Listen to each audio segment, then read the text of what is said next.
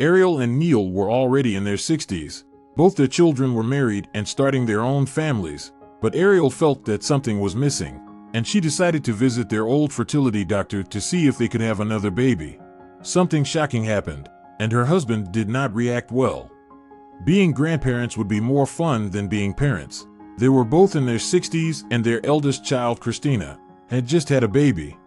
Meanwhile, their son Derek was expecting a baby with his wife, so they were about to swim in babies.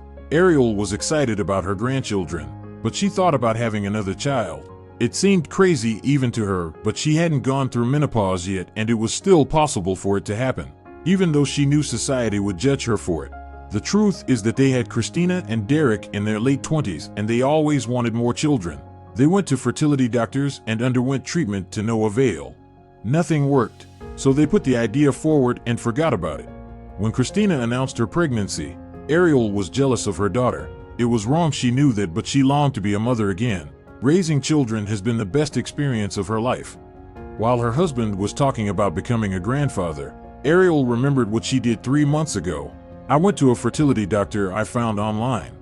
The doctor said gently, "Mrs. Fernandez, you are 60 years old. Although you are still technically able to get pregnant, it is not recommended. We can use donated eggs and sperm, but it will be a long process, especially if it doesn't happen in your 30s. Please, can we try?" Dr. Kerrigan asked. "What about your husband? What does he think?"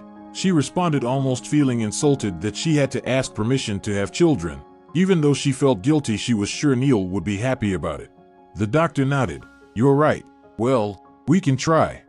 Nothing seemed to happen after one round of IVF using donated eggs and sperm, so Ariel was sure it hadn't worked. However, she began to feel worse after a few weeks and visited her primary physician, Dr. Ferris, at his clinic in Florida, thinking it might be food poisoning or a stomach bug.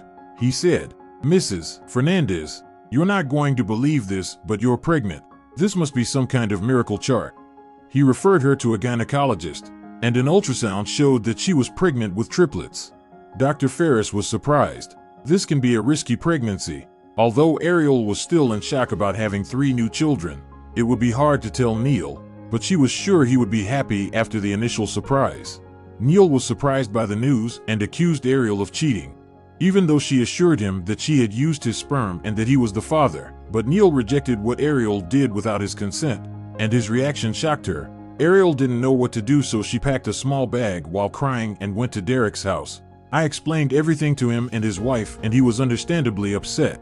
Derek was unable to convince his father to forgive Ariel, and eventually Ariel herself became angry with her husband. I went to a lawyer and started discussing divorce. Christina tried to mediate with her parents, but she did not have much time with the newborn. Eventually, she and Derek accepted that their parents were separated forever, and Derek and Melissa moved Ariel into their home permanently.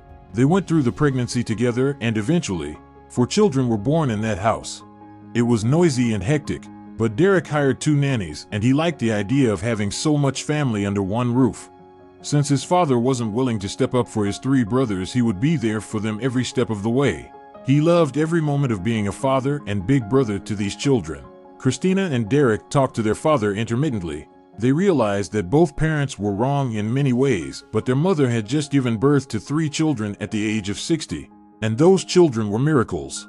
A few months later, Ariel was pushing her 3 children in a special stroller across the park, and Neil was reading the newspaper on one of the benches when their eyes met. And he looked into the stroller. She couldn't move. The divorce was moving forward, but it was not yet final. Neil said goodbye, and Ariel thought that was it. I thought their relationship could at least end amicably, but Neil started calling more and started sending her money, and eventually came to Derek's house to ask for forgiveness. He wanted these kids. He wanted to be their father because he still loved Ariel so much.